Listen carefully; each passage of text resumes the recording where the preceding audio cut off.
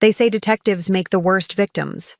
We spend our lives untangling other people's lies, following evidence trails and trusting our instincts. But somehow, I missed the clues in my own home. 15 years of marriage, and I never once checked our joint accounts. They teach you about financial security at the academy, but they don't teach you how to spot when your husband is planning his escape. My name is Dia Matthews.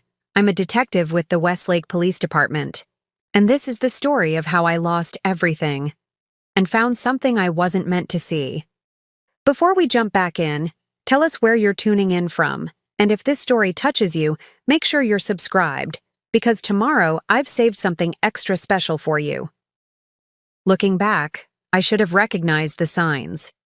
The late nights at the IE office, the sudden interest in privacy, the way Tony would change the subject whenever I mentioned our retirement plans. But you never want to believe the person sleeping beside you is capable of betrayal. Not until the evidence is staring you, right in the face. It was a Tuesday morning when my world collapsed. I remember it clearly because I'd just closed a difficult case. 3 months of work finally wrapped up with an arrest. I should have been celebrating. Instead, I came home to an empty house, an empty bank account, and a single text message. I'm sorry. I need a different life. 15 years of marriage erased with 12 words. But Tony didn't know who he was dealing with. He didn't realize that the skills that made me one of the department's best detectives would be the same skills that would uncover his trail. He didn't expect me to find the offshore account. And he certainly never intended for me to see the message hidden there, the message that changed everything. I've spent my career believing that evidence doesn't lie, even when people do. This is the story of how I followed the money, uncovered the truth, and discovered that sometimes betrayal is just the beginning of a much larger deception. Let me tell you about my life before the betrayal. I always wanted to be a detective. Even as a little girl growing up in Westlake, I was the one solving neighborhood mysteries. Who stole Mrs. Patterson's garden gnomes? Why the Hamiltons' dog kept escaping? Where the missing bicycles were disappearing? 2. My father would ruffle my hair and call me his little Sherlock. My mother worried it wasn't a proper career path for a young lady, but she supported me anyway. The police academy was tough, tougher for women, always, but I graduated top of my class. That's where I met Shauna and Claudette, who became not just my fellow officers but my closest friends.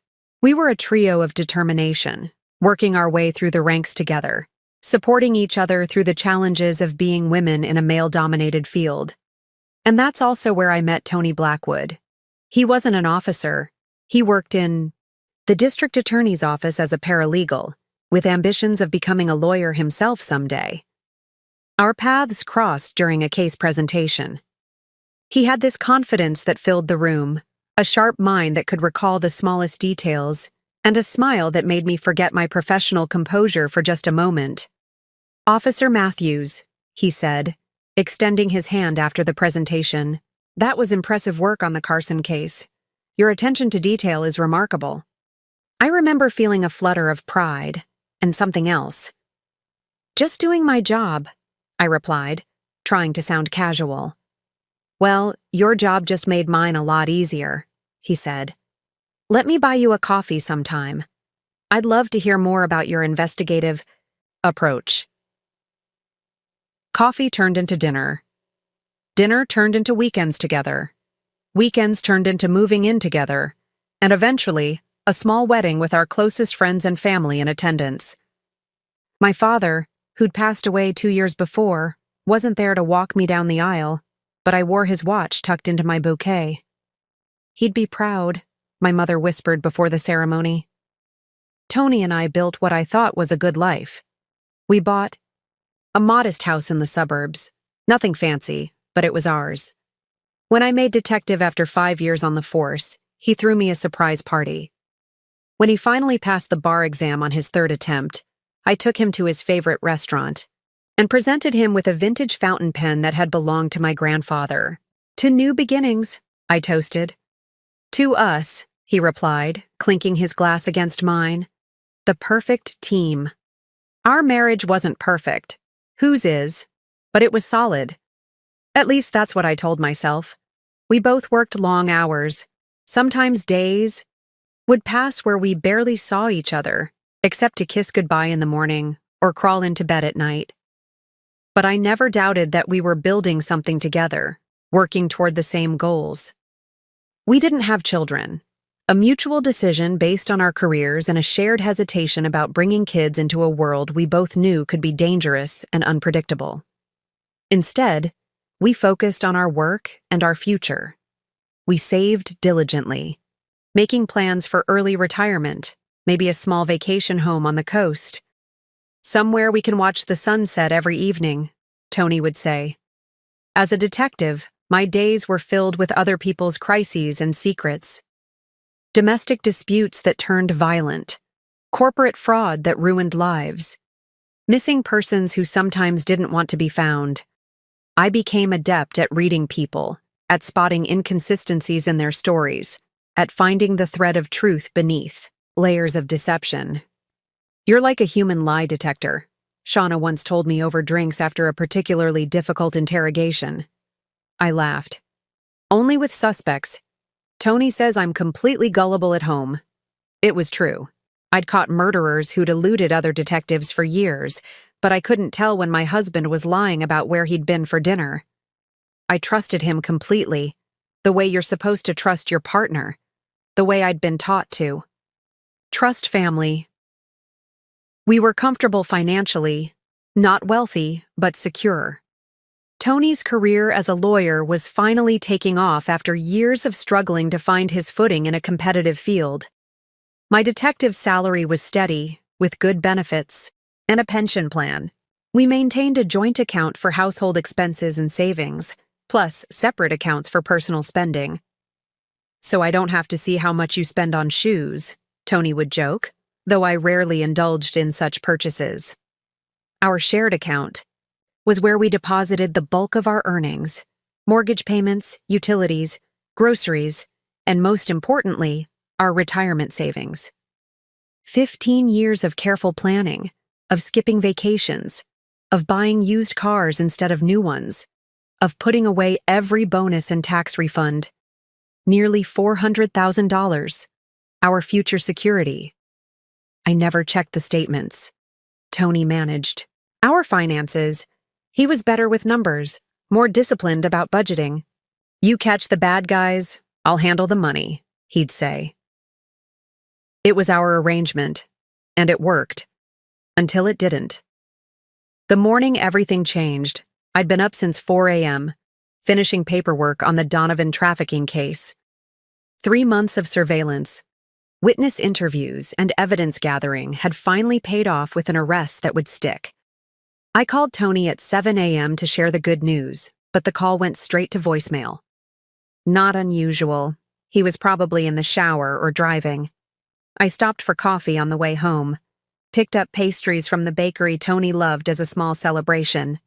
The house was quiet when I arrived, which struck me as odd. Tony's car wasn't in the driveway, but he should have been home getting ready for work. I called out his name. No answer. I checked our bedroom. His closet door was open, several empty hangers where his suits should have been. His toiletries were missing from the bathroom. A cold feeling settled in my stomach, that detective's instinct that something was very wrong. I called him again. Straight to voicemail. I called his office. Mr. Blackwood called in yesterday to say he'd be taking personal leave, his assistant told me, sounding confused. I assumed you knew. That's when I checked our joint account online. Balance, $212.47 or $400,000. Gone. I stared at the screen, refreshing the page multiple times as if the numbers might magically change. But the balance remained the same, $212.47. Not even enough to cover our upcoming mortgage payment. I sat down hard on the kitchen stool, my celebration pastries forgotten on the counter. This had to be a mistake, a bank error, a glitch in the system. But even as I tried to rationalize it, my detective's instincts were screaming. Preparing and narrating this story took us a lot of time, so if you are enjoying it, subscribe to our channel. It means a lot to us. Now back to the story. That's when my phone chimed with a text message. I'm sorry. I need a different life. 12 words, 15 years of marriage, and that's all I deserved? My hands shook as I tried to call him. Straight to voicemail again. I called his office again, his friends, even his brother Edgar in Colorado. Nobody had seen him. Nobody knew anything. Or at least that's what they claimed. I returned to our bedroom, this time with my detective's eye.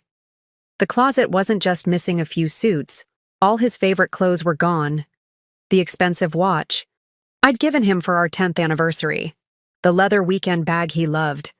His passport wasn't in the drawer where we kept our important documents. This wasn't impulsive. This was planned. I called Shauna, my voice barely steady. He's gone. Tony's gone, and he took all our money. She arrived 20 minutes later, still, in her uniform. One look at my face and she wrapped me in a hug. We'll figure this out, she said. That's what we do, right? We solve problems. I nodded, wiping my eyes. I need to report the theft. Are you sure it's theft? She asked carefully. Joint accounts are complicated. Legally speaking, he had access. $400,000, Shauna. Our entire savings. He didn't just take his half. She nodded grimly. Then we treat it like any other case. Evidence, witnesses, timeline. When did you last see him? I thought back. Yesterday morning. He kissed me goodbye like any other day. Said he had meetings all day and might be late. A bitter laugh escaped me. I guess he meant really late. And the money? When was it last all there? I hesitated, shame washing over me. I don't know. I haven't checked the account in months. Tony handled all that. How could I have been so careless, so trusting? I, who questioned everyone's motives for a living? Shauna didn't judge me. She just nodded. First step, call the bank. Put a freeze on the account. Then we need to check credit cards, other accounts, see if there's a pattern. For the next few hours, that's what we did. Called the bank, filed a report, began documenting everything. The bank representative was sympathetic, but not particularly helpful. The withdrawals were authorized, Mrs. Blackwood. There were multiple transactions over the past 3 weeks, all using the correct credentials and security protocols. But I didn't authorize them. Your husband did, and it's a joint account. 3 weeks. He'd been methodically draining our account for 3 weeks, and I hadn't noticed. Each withdrawal just under the amount that would trigger a special notification. He knew exactly what he was doing. Can you tell me where the money went? Most. Transfers were to an account at First Maritime Bank. I frowned. We didn't have an account there. By evening, the initial shock had hardened into something else. Determination. This wasn't just about a husband leaving his wife. This was theft, betrayal on multiple levels. And if there's one thing I knew how to do, it was track people who didn't want to be found. I need to go to the station, I told Shauna. Use the databases.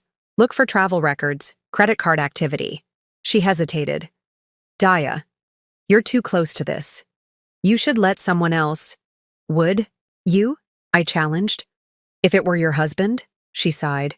No, but I'm coming with you. At the station, Lieutenant Reeves was understanding but firm. Matthews, I can't officially assign resources to this. It's a domestic situation until proven otherwise. He stole $400,000 from a joint account he legally had access to. I'm sorry, but the department can't get involved unless there's clear evidence of criminal activity. I swallowed my frustration. I understand. I'm just going to use the databases for personal research, on my own time. He gave me a long look. Don't compromise any official investigations. And Matthews? His voice softened. Take care of yourself. Divorce is hard enough without complications. It wasn't divorce, it was theft, abandonment, betrayal. But I just nodded. With Shauna's help, I began piecing together Tony's movements over the past month. Credit card receipts showed lunch meetings at expensive restaurants I'd never heard him mention. A charge at a jewelry store 3 weeks ago, certainly not for anything he'd given me. A hotel downtown last Friday when he'd told me he was working. Late. Classic signs of an affair, Shauna murmured, looking over my shoulder. The thought had occurred to me, but hearing it said aloud made my stomach clench. An affair was one thing. People made mistakes. Relationships were complicated. But to clean out our life savings? To vanish without a word? That went beyond an affair. I need to find out who she is, I said. Why? Does it matter? It might help me find him. And my money. By midnight, we had a name. Sheila Moreno. A paralegal at Tony's firm, 27 years old, 13 years younger than me. Her social media showed a woman with expensive tastes. Designer clothes, luxury vacations, champagne brunches. Her last post was from 2 days ago, a close-up of a champagne glass against a backdrop that looked like an airport lounge. The caption read, "New adventures await. Blessed." I stared at her perfect manicure, her flawless makeup, the diamond tennis bracelet just visible on her wrist. Was this what Tony wanted? Someone young and flashy? Someone who hadn't spent 15 years building a life with him? The bracelet, I said suddenly. That's new and looks expensive. Shauna zoomed in on the image. Very. At least $5,000, probably more. The jewelry store charge on Tony's credit card was for $4,800. We looked at each other. Another piece of evidence falling into place. I searched for her name in the travel database. A flight to Grand Cayman 2 days ago. One-way ticket. Then I checked Tony's name. Same flight, same day. The Cayman Islands, Shauna said quietly. Known for banking privacy, tax havens, offshore accounts. I finished her sentence. Of course. Tony hadn't just taken the money and run. He'd planned an escape. The Cayman Islands had no extradition treaty with the United States for financial crimes. If the money was there, it would be nearly impossible to recover through legal channels. I leaned back in my chair, fatigue and despair washing over me. He's really gone. With her. With everything. Shauna put her hand on my shoulder. Not everything. You still have your house, your career, your friends. She paused. And you have your skills. If anyone can figure this out, it's you. I nodded, but my mind was spinning. What was I supposed to do now? Fly to Grand Cayman? Confront them? The money was legally transferred even if morally it was theft. I had no jurisdiction there, no legal standing. I need to know more about her, I said finally. About their relationship. When it started. How long he's been planning this. We can talk to people at his firm tomorrow, Shauna suggested. Someone must have noticed something. I nodded, gathering the printouts we'd collected. As I was about to log out of the system, a thought occurred to me. I typed in another search, this time for First Maritime Bank. The results made me sit up straighter. First Maritime wasn't just any bank. It specialized in setting up offshore accounts, shell companies, and complex financial structures, mostly legal, but favored by those looking to hide assets, and they had a branch office right here in Westlake. I need to visit First Maritime tomorrow, I said. Maybe they can tell me something about where exactly the money went. Shauna looked skeptical. Banking privacy laws are pretty strict. They're not going to tell you anything. Maybe not officially, I agreed, but banks have people, and people can be persuaded to talk. 15 years as a detective had taught me that everyone talks eventually. You just need to find the right approach. As I drove home to my empty house, my mind kept returning to Tony's text message. I need a different life. What had been so wrong with our life together that he needed to steal and flee? What hadn't I seen? The questions burned, but beneath them was a growing resolve. I would find answers. I would find him, and I would get back what was mine. I barely slept that night. Each time I closed my eyes, I saw Tony and Sheila laughing, together on a white sand beach, spending my money, building their new life while mine lay in ruins. By dawn, I was sitting at my kitchen table with a pot of coffee, making lists, organizing what I knew and what I still needed to find out. First Maritime Bank opened at 9 a.m. I was there at 8:30, watching employees arrive, studying the layout, looking for someone who might be helpful. Years as a detective had taught me that mid-level employees were often your best sources, high enough to have access to information, not so high that they were fanatical about following every protocol. At 9:05, I walked in and approached the receptionist with my most professional smile. "Good morning. I'd like to speak with someone about international transfers, please." I was directed to a young man named John Miller, a financial advisor with a friendly face and eager-to-please demeanor. "Perfect. I understand your bank specializes in offshore accounts," I began after introducing myself. John's smile remained fixed, but his eyes flickered with caution. "We offer a variety of international banking services to meet our clients' needs." I leaned forward slightly. "My husband recently transferred a substantial amount of money from our joint account to your bank. I believe it may have been forwarded to an offshore account." "I see." His caution increased visibly. "Well, I'm afraid I can't discuss specific client transactions without proper authorization. Banking privacy laws." "Of course," I smiled reassuringly. "I completely understand the privacy concerns. I'm not asking for specific account details. I'm simply trying to understand the process. If someone wanted to move money offshore quickly, what's the standard procedure?" He relaxed slightly. "Well, typically funds would be transferred to a domestic account with us first, then moved to one of our international partner institutions. The client would need to complete several forms, provide identification." I nodded, encouraging him to continue. As he explained the general process, I kept the conversation casual, professional. No hint of the desperation I felt. "And these partner institutions, they would be in places like the Cayman Islands, among others. We have relationships with banks in various financial centers: Cayman, Bahamas, Switzerland, Singapore." "I see. And once the money is there, it's quite secure, isn't it? Protected by local privacy laws?" He shifted uncomfortably. "Our clients value financial privacy for various legitimate reasons, Detective Matthews." I maintained my smile. "Of course, perfectly legitimate." I paused, then decided to take a risk. "My husband, Tony Blackwood, seemed very pleased with your services." John's expression remained neutral, but I caught the flicker of recognition in his eyes. "Tony had been here, in person. This wasn't just wire transfers done online." "I can't confirm or deny any client relationships, I'm afraid." "Naturally." I pulled out my business card, writing my personal cell number on the back. "If you happen to think of anything that might help me understand the situation better, I'd appreciate a call." Completely confidential, of course.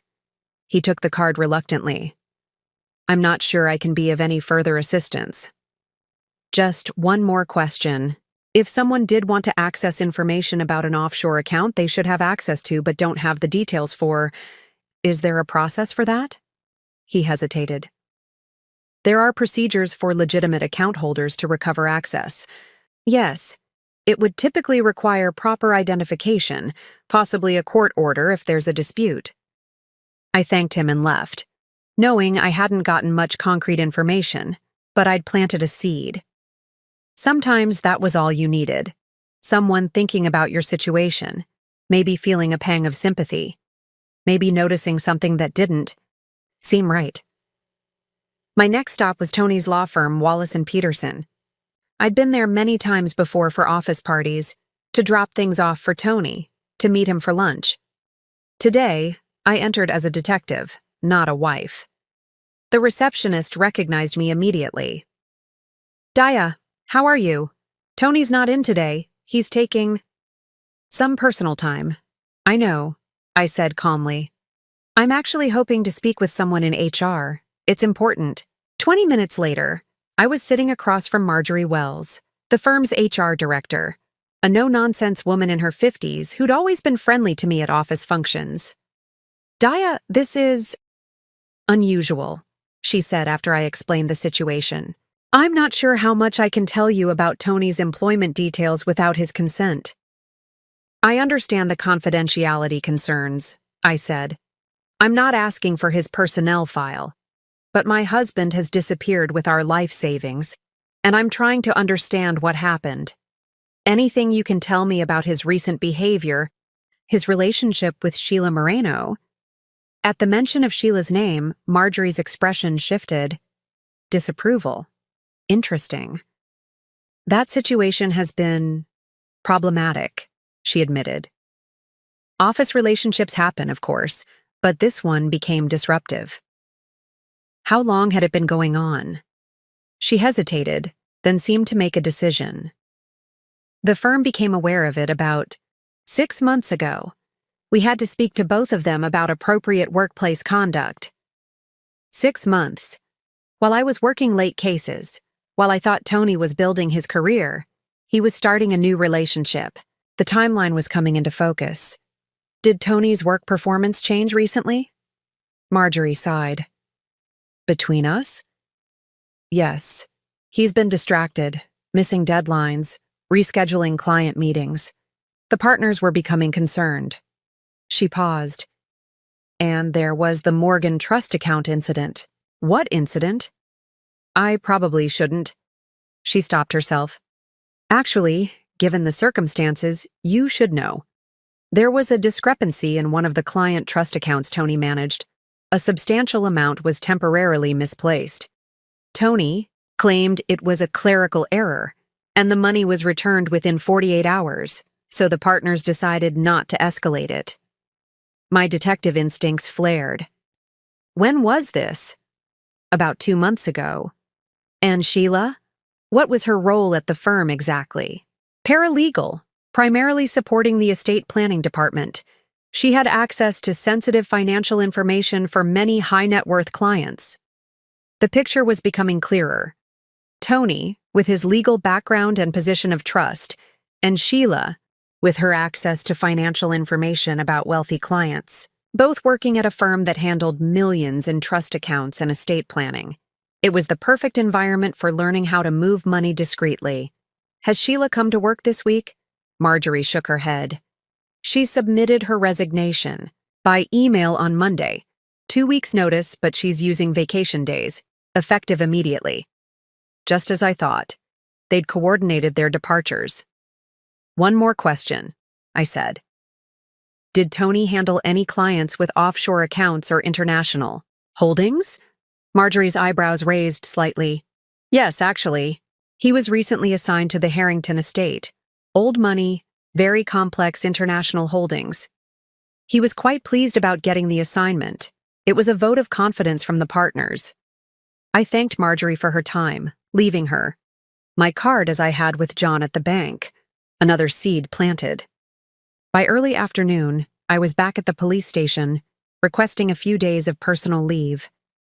Lieutenant Reeves didn't ask for details, just nodded sympathetically. Take what you need, Matthews. The cases will be here when you get back.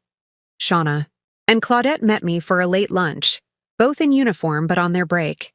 I updated them on what I'd learned.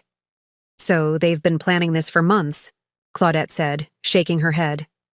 And using his position at the firm to learn how to hide money offshore. Classic white-collar methodology, Shauna agreed. But what's your next move? You can't just fly to Grand Cayman and confront them? Actually, that's exactly what I'm considering, I admitted. But first, I need to gather more information about exactly where the money went. Even if you find them, even if you find the account, what can you actually do? Claudette asked gently. Legally speaking, joint accounts are tricky. He had authorization. True. But taking everything crosses a line into financial abuse and potentially criminal fraud, I countered. especially if I can prove he was planning this for months, deliberately deceiving me. And there's the question of the Morgan Trust account at his firm. If he was testing his methods with client funds before taking our money, Shauna leaned forward. That would be a criminal matter. The firm might want to keep it quiet, but it's still theft. I nodded. Exactly. I need leverage. Something that would make him want to return my share of the money to avoid worse consequences. Be careful, Daya, Claudette warned. You're talking about confronting a man who's already proven he's dishonest and willing to hurt you. And you'd be doing it in a foreign country where you have no official standing. She was right, of course. The rational part of me knew this. But another part, the part that had lain next to this man for 15 years, that had built a life with him, that had trusted him completely, needed answers that went beyond the money. I need to know why, I said quietly. Not just for closure, but to make sure I never miss signs like this again. My phone buzzed with a text from an unknown number. This is John from First Maritime. Can we meet somewhere private? I may have information. I looked up at my friends, a surge of adrenaline pushing through my exhaustion. I think I just got my first real lead. I met John from First Maritime at a coffee shop across town, far from both the bank and the police station. He was nervous, constantly scanning the room, his coffee untouched. I could lose my job for this, he said without preamble. I understand the risk you're taking, I assured him. Whatever you tell me stays between us. He nodded, then slid a folded piece of paper across the table. Your husband opened an account with us 3 months ago. The money was transferred to United Cayman Bank 2 days ago. That's the account number. I stared at the string of numbers and letters, my heart racing. How did you get this? I processed the transfer paperwork. I remembered it because of the amount. He hesitated. And because he wasn't alone. Sheila Moreno, I said. John nodded. She seemed to be the one driving the decisions, actually. Very specific about how the transfers should be structured, the timing, everything. That surprised me. I'd been thinking of Sheila as Tony's accomplice, not the mastermind. Was the account opened in both their names? John shook his head. Just his. But there was something odd. He lowered his voice. He set up a digital access system with a secondary password. Said it was for emergency access. I've seen couples do this before. A way for spouses to access funds if something happens. To the primary account holder. I frowned. But the secondary access wasn't for me. No. It was set up for a S. Moreno. He met my eyes. Detective Matthews, there's something else. The way they structured this. Multiple transfers just under reporting thresholds, the specific offshore destination. It follows patterns we're trained to flag for potential money laundering. Did you flag it? He looked down. I should have, but the documentation was all in order, and he's a lawyer with a good reputation. I convinced myself it was just standard asset protection. He took a deep breath. But after you came in, I pulled by the transaction records. There were test transfers before the main ones. Small amounts sent and retrieved. Classic pattern for someone making sure their system works before moving large sums. When did these test transfers happen? Starting about 3 months ago. Small amounts at first, increasing gradually. The same timeline as the clerical error with the Morgan Trust account at Tony's firm. This wasn't just about our money. Tony might have been practicing with client funds. Thank you, John.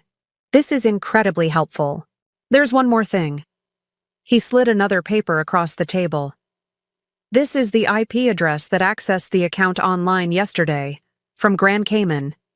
I carefully folded both papers and tucked them into my pocket. Why are you helping me? He was quiet for a moment. My mother lost everything when my father left. He did something similar. Not as sophisticated, but the same idea. She never recovered, financially or emotionally. He finally met my eyes. I can't undo that, but maybe I can help you avoid the same fate. Back at home, I sat at my kitchen table staring at the account number. Having it was one thing, accessing it was another challenge entirely. I wasn't a hacker, and trying to break into the account remotely would likely trigger security measures. I needed to be smarter. Thinking like a detective, not a desperate ex-wife, I called Claudette, who had a contact at the FBI's Financial Crimes Division from a previous case. I can't promise anything, she cautioned, but I'll see if he can tell us anything about United Cayman Bank's systems. Maybe there's a legal angle we haven't considered. My next call was to my mother. I hadn't told her about Tony yet, too ashamed of being so completely deceived. But I needed her now. Mom, I have to go away for a few days. Something's happened with Tony. Her silence told me she'd already sensed something was wrong. Mothers always know. What do you need, sweetheart? Can you check on the house while I'm gone? Water the plants? Collect the mail? Of course, she paused. Are you in trouble, Daya? No, I said, then reconsidered. Maybe. It's complicated. Is it something you can tell me about? I took a deep breath. Tony's gone. He took our savings. Her sharp intake of breath was followed by a string of colorful curses that would have shocked anyone who only knew her as a mild-mannered library assistant. All of it? Almost. $400,000. That son of a... She cut herself. Off. What are you going to do? Find him. Get back what's mine. Do you need money for your trip? I have some savings. No, Mom. I have my separate account he couldn't access. About 20,000. It's enough. Be careful, Daya. Men who steal are dangerous in ways you don't always see coming. I knew she was thinking of my father, who had never stolen money, but had taken something equally precious. Her trust, her years, her belief in love. She had rebuilt her life after him, raised me alone, became stronger than she'd ever been with him. If she could do it, so could I. But first, I wanted my money back. I booked a flight to Grand Cayman for the next morning, then packed a small suitcase. As a detective, I'd learned to travel light, to be prepared for changing circumstances. I included one nice outfit. Grand Cayman had upscale restaurants and hotels where Tony and Sheila might be staying. Shauna and Claudette came over that evening, bringing food and practical support. I spoke to my FBI contact, Claudette said as we ate takeout at my kitchen table. He couldn't officially help, but off the record, he said United Cayman has a reputation for working with authorities when actual criminal activity is involved. They protect their clients from tax authorities, but they don't want to be associated with serious crimes. That could be useful, I mused. If I can connect Tony's actions to the issue with the Morgan Trust account at his firm. I also did some digging on Sheila Moreno, Shauna added, sliding a folder across the table. She's not who she appears to be. I opened the folder to find printouts of official records and social media screenshots. What am I looking at? Sheila Moreno only exists on paper going back 3 years. Before that, there was a Sheila Rodriguez, with a remarkably similar birthday and physical description, who disappeared from all records after being investigated for financial fraud at her previous employer in Miami. Charges were dropped, but the pattern matches. I stared at the 2 driver's license photos side by side. Same woman, different hair, slightly different makeup style, but unmistakably the same person. She's done this before, I whispered. She finds men with access to money, convinces them to steal it then. Then what? Claudette asked. I looked up at my friends. I don't know, but I'm going to find out. That night, as I finished packing, I found myself standing in our bedroom, my bedroom now, looking at the photographs on the dresser. Tony and me on vacation in Mexico, at my police academy graduation, at his law school graduation. Smiling, happy, connected. Had it all been a lie? 15 years of what I thought was love and partnership. Had he been waiting for the right moment, the right accomplice, to take everything and run? I placed the photos face down in a drawer. I couldn't. Look at them now, Maybe not ever again. My phone buzzed with a text from Shauna. Just confirmed S. Moreno booked at Royal Palms Resort in Grand Cayman. Room reserved for 7 nights starting yesterday. Registered as Mr. and Mrs. Blackwood. Mr. and Mrs. Blackwood. He'd taken my money and given my name to his mistress. Something hardened in me then. This wasn't just about the money anymore. This was about justice. Grand Cayman greeted me with blinding sunshine and humid air that immediately clung to my skin. Such a beautiful place for such an ugly mission. I'd never been to the Caymans before. Tony and I had talked about it. One of those someday vacations we'd take when we had more time, more money, fewer responsibilities. Now he was here with someone else, spending the money we'd saved together. The Royal Palms Resort was exactly the kind of place Tony had always claimed. Was unnecessarily extravagant. 5 stars, oceanfront, with private cabanas and personal butlers. The kind of place that charged $30 for a breakfast mimosa. Apparently his principals had a price tag. I checked into a more modest hotel nearby, unpacked my minimal belongings, and planned my approach. Confronting them directly seemed unwise. They'd just deny everything, maybe even flee to another location. I needed to be strategic. My first stop was United Cayman Bank, a gleaming white building in the heart of George Town's financial district. I had no official standing here, no badge to flash, no jurisdiction, just my wits and determination. The bank's interior was all marble and mahogany, designed to convey stability and discretion. I approached the receptionist with my most professional smile. "Good afternoon. I'd like to speak with someone about accessing an account, please." 20 minutes later, I was sitting across from a polished banker named Marcus, explaining my situation with carefully selected details. "My husband and I have a joint account here, but I seem to have misplaced the access information. I was hoping you could help me verify my identity and recover access."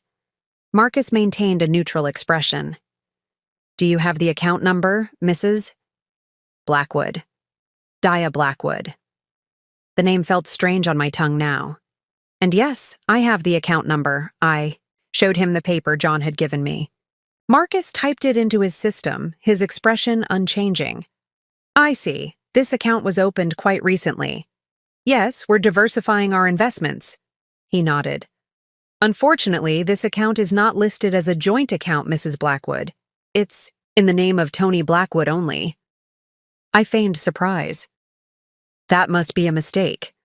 We've always maintained joint accounts for our major investments." "I understand, but our records are quite clear." His tone was apologetic but firm. "Without proper authorization from the account holder, I'm afraid I cannot provide access or information." I had anticipated this response, but hearing it still stung. Tony had deliberately excluded me, making sure I couldn't access what he'd stolen. "I see. Well, my husband is actually here on the island. I'll speak with him and come back together." Marcus nodded, clearly relieved to have an easy resolution. "That would be best." As I stood to leave, I decided to take a chance. "Just to confirm, the secondary authorization process wouldn't apply in this case?" Something flickered in Marcus's eyes. "Secondary authorization?" "Yes. My husband mentioned setting up emergency access protocol, in case either of us needed to access the account in special circumstances." Marcus hesitated, then checked his computer again. "There is a notation about secondary access, but it's not registered to your name, Mrs. Blackwood." That confirmed what John had told me. Tony had set up secondary access for Sheila, not for me. I thanked Marcus and left, my mind racing. Direct access to the account seemed impossible without Tony's cooperation. I needed another approach. From the bank, I headed to the Royal Palms Resort. I couldn't risk checking if they were in their room, but I could explore the property, perhaps catch sight of them by the pool or restaurant. The resort was spectacular. Lush tropical gardens, infinity pools overlooking the Caribbean, staff carrying trays of colorful drinks to lounging guests. I found a seat at the outdoor bar with a good view of the main pool area, ordered a sparkling water, and settled in to watch. An hour passed, then another. No sign of Tony or Sheila. I was considering moving to another location when my phone buzzed, with a text from Claudette. Found something. S. Moreno previously linked to 2 other cases of missing funds, both involving male partners who later claimed they were manipulated. One was found dead in Mexico, ruled suicide. Call when you can. A chill ran through me despite the tropical heat. What had Tony gotten himself into? And was he a willing participant? Or was he being manipulated by someone who had done this before? I was about to call Claudette when I saw them. Tony and Sheila, emerging from a beachfront cabana, hand in hand. She wore a tiny white bikini that showcased her perfect figure, oversized sunglasses, and a wide-brimmed hat. Tony looked different. Designer sunglasses I'd never seen before. Expensive-looking swim trunks. His body more tanned than I'd seen it in years. They looked like they belonged here, among the wealthy and carefree. Like they'd never worked a day in their lives. Like they hadn't destroyed someone else's life to create this illusion. My first instinct was to confront them right there, to storm across the pool deck and demand answers.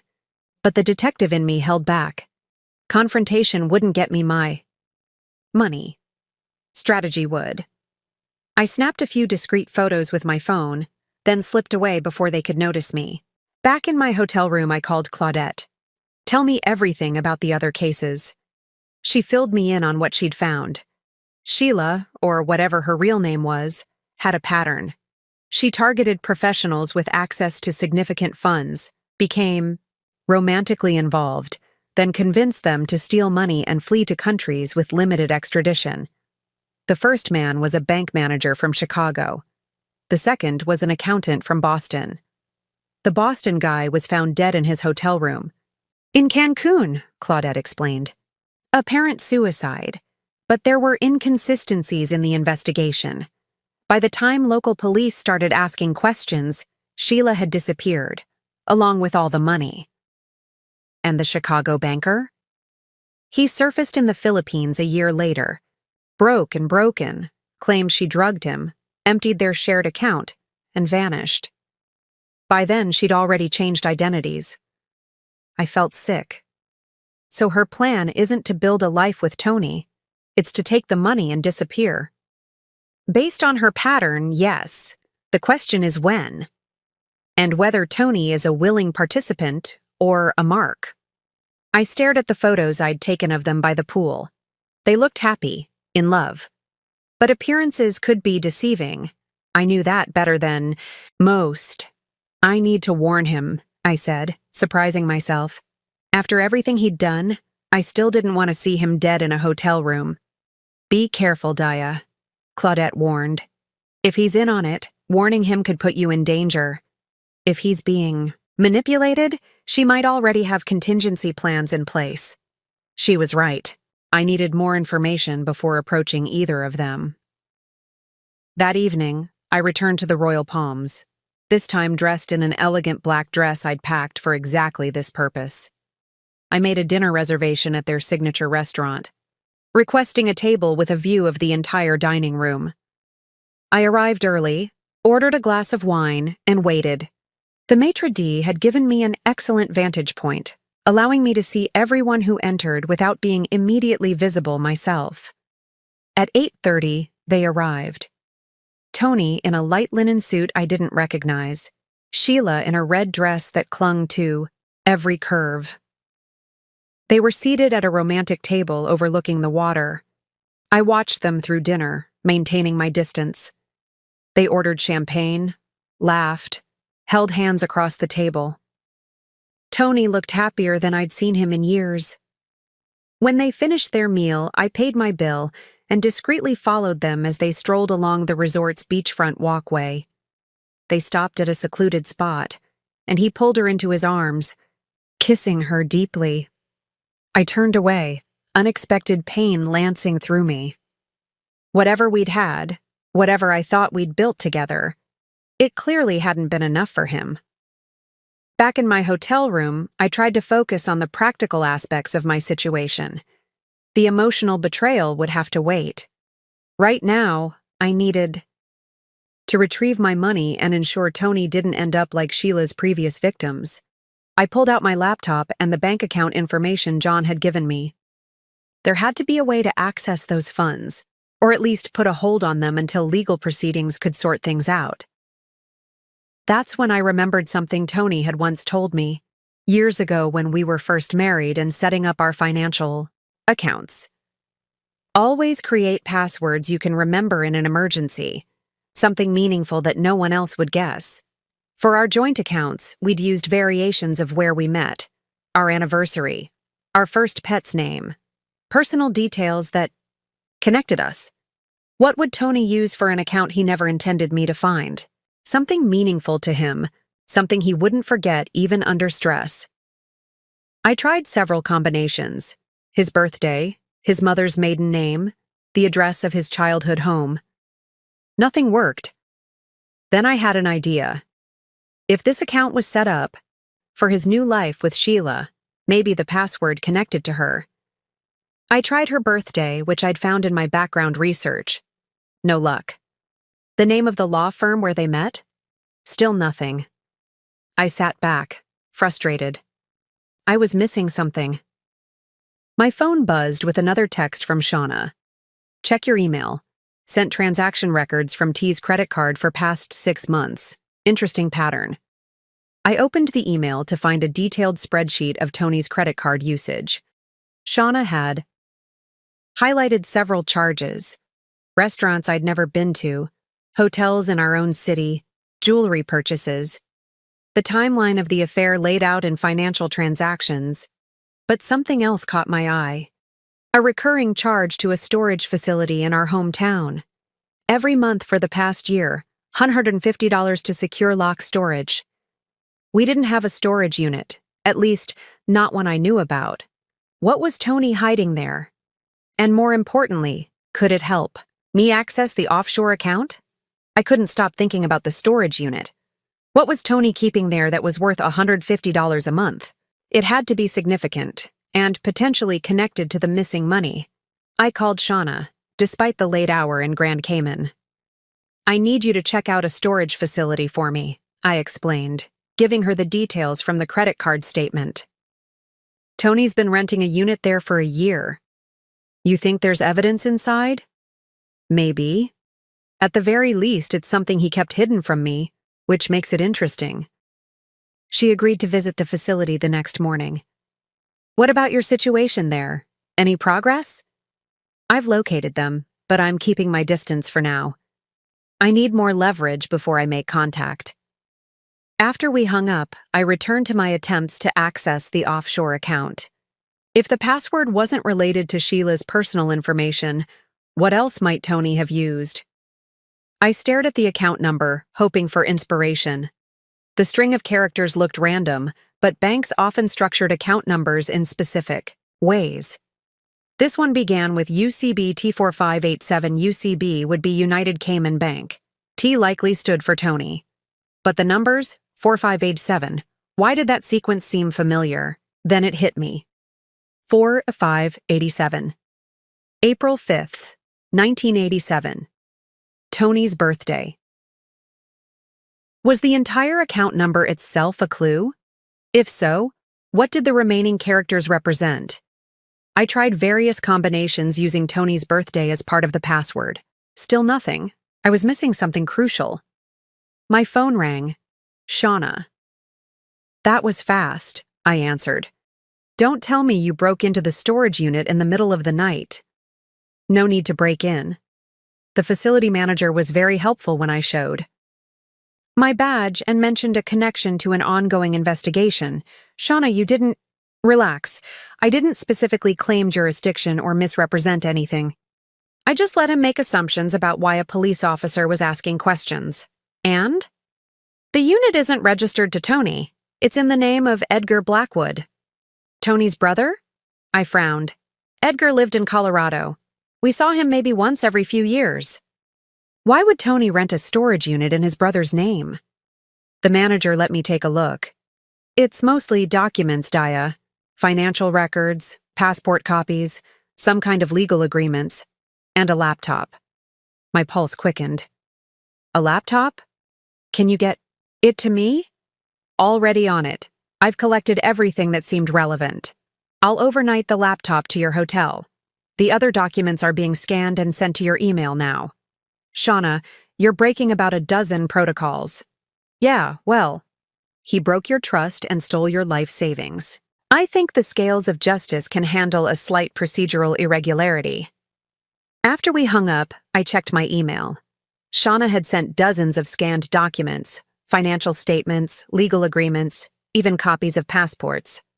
I downloaded everything and started reviewing the files. Most were related to the offshore account setup, forms Tony had filled out, agreements he'd signed, documentation of transfers. Nothing immediately helpful for accessing the account. Then I found something odd, a document titled Authorization Protocol Recovery. It detailed specific steps for regaining access to the offshore account in case primary access was lost. According to this document, a secondary recovery password had been established that could be used to reset account access. The recovery prompt was, "Where it all began." Where it all began. That could mean anything. Where Tony and I began? Where he and Sheila began? Where his plan to steal our money began? I tried obvious answers. The name of the law firm, the city where we lived, the college Tony attended. Nothing worked. I was about to give up for the night when a new email arrived from Shauna. The subject line, "Look at this first." I opened it to find a single scanned page, a handwritten letter from Tony to his brother Edgar. "Edgar, if you're reading this, something has gone wrong. I'm hoping you never need this information, but I have to prepare for every possibility. I've set up an account that Daya doesn't know about. The details are in the blue folder. It's not what it seems. If anything happens to me, make sure she gets access. The recovery password is Carson's Diner, April 9, where it all began. She'll understand. I can't explain everything now, but I'm in over my head. S isn't who she claims to be. I discovered something I wasn't supposed to know, and now I'm playing along until I can figure out how to fix this. If I don't contact you by May 15, assume the worst. Tell Daya I'm sorry for everything. Tell her to look for the message in the account. Tony." I read the letter 3 times, my hands shaking. Carson's Diner, April 9th. Our first date, 15 years ago. Where it all began. Tony had left a back door into the account, not for Sheila, but for me. And he'd written this letter to his brother as a contingency plan. But why? If he was willingly involved with Sheila, why create an escape route that led back to me? And what did he mean about discovering something he wasn't supposed to know? I immediately tried the recovery password. Carson's Diner, April 9. The system accepted it, prompting me to create a new primary password. Within minutes, I had full access to the offshore account. The balance, $427,832.16, more than what had been in our joint savings. Where had the extra money come from? I examined the transaction history, multiple deposits from our joint account over 3 weeks, totaling the $400,000 I knew about.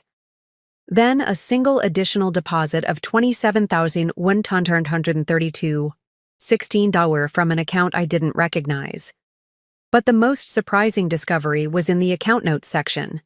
There, in what appeared to be a field for internal memos, was a message. Daya, not safe. S. Elena Vasquez, wanted in 3 countries, proof in transactions, firm clients targeted, playing along until evidence secured. Don't trust anyone at firm. Love you. Always have. My heart pounded as the implications sank in. Tony hadn't betrayed me, at least not in the way I thought. He had discovered something about Sheila, or Elena, and was pretending to be her willing accomplice while gathering evidence. But why not tell me? Why let me believe he had abandoned me, stolen our money? The answer came in the next account note. Worry she's watching you. Too dangerous to contact directly. If reading this, I've secured evidence against her network. Check transaction dates. Against Marshall Chen Weintraub client accounts. Client accounts at the firm.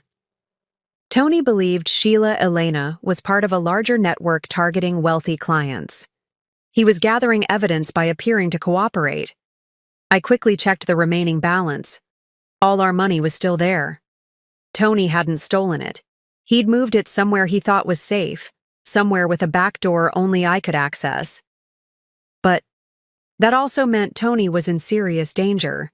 If Sheila was indeed Elena Vasquez, and if Claudette's research about her previous partners was accurate, Tony's life was at risk. I needed to warn him, but how? If she was watching him, any direct contact could put him in immediate danger. I stared at the message in the account notes, rereading Tony's words. Love you. Always have. Had I been wrong about everything?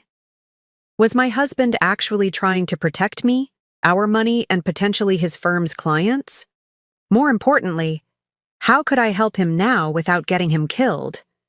My whole understanding of the situation had been turned upside down. I wasn't the victim of my husband's betrayal. I was the wife of a man who had placed himself in terrible danger while trying to protect me and others. I carefully examined every transaction in the offshore account, every note Tony had left. The more I looked, the clearer the picture became.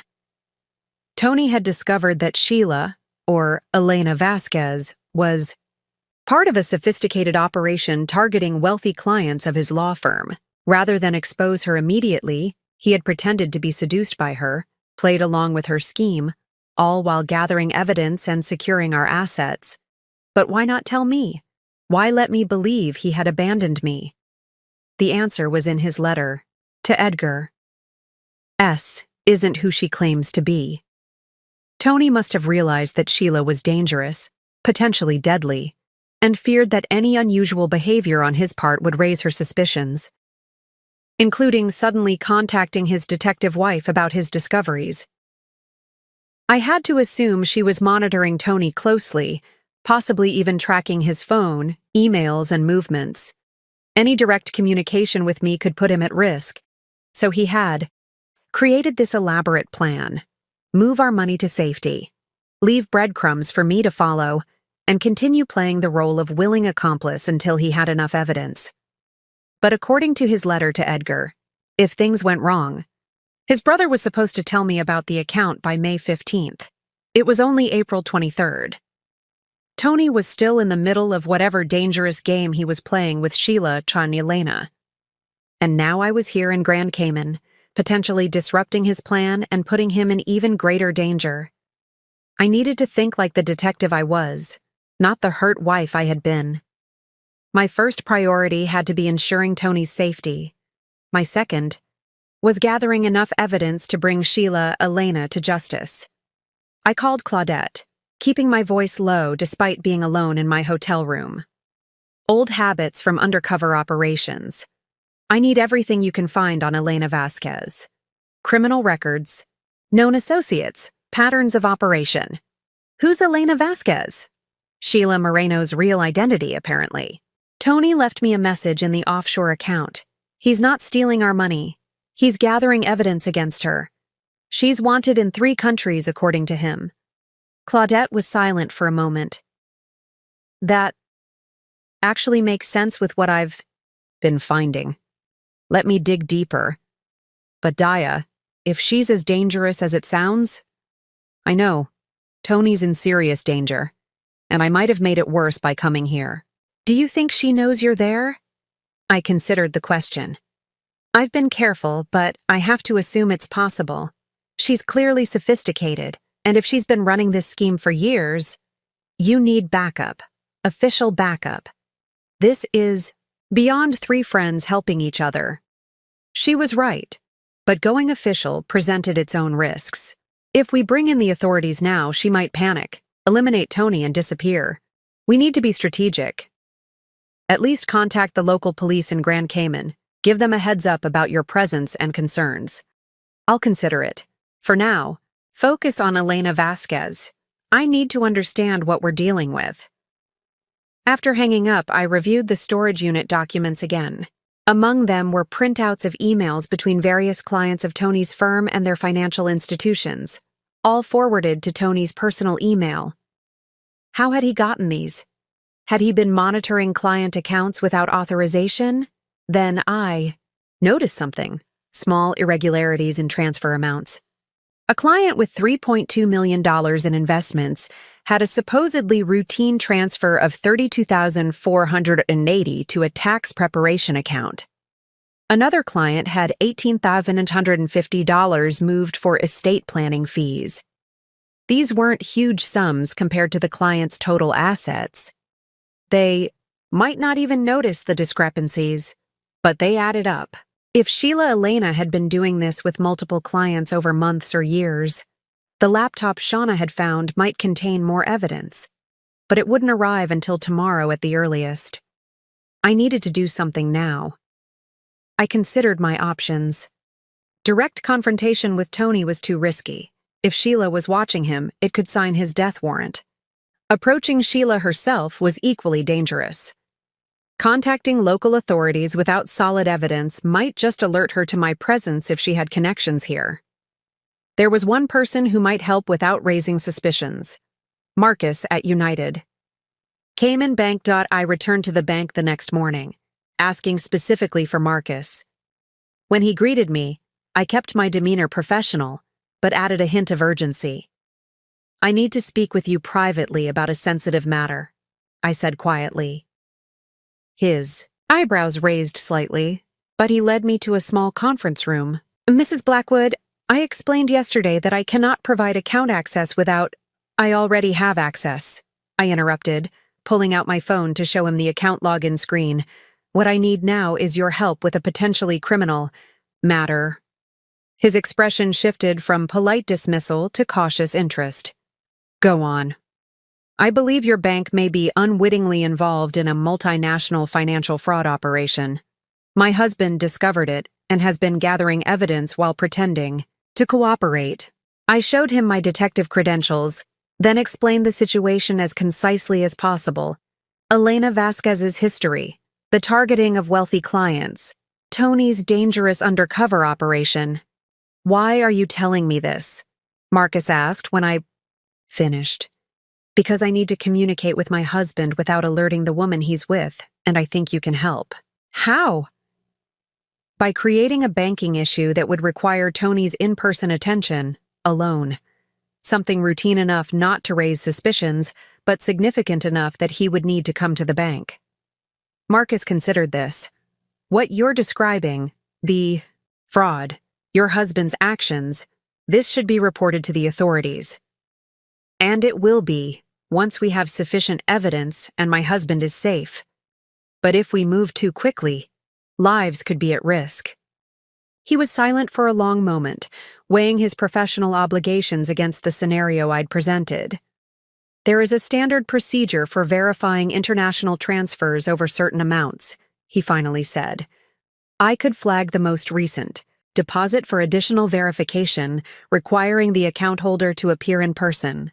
Would that typically require only the primary account holder?" "Yes, there would be no reason for anyone else to attend." "Perfect. Can you schedule it for tomorrow morning?" Marcus nodded slowly. "I'll need to document this interaction in our security logs." "Of course.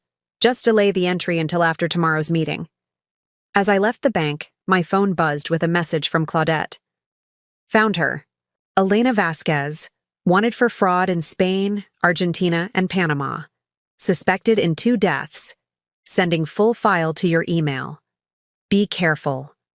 Back in my hotel room, I reviewed the file Claudette had sent. Elena Vasquez's criminal history was extensive and disturbing. She specialized in manipulating professionals with access to significant funds, convincing them to move money offshore, then disappearing with everything once the accounts were set up. In at least 2 cases, her partners were found dead after she vanished. What made this situation different was Tony.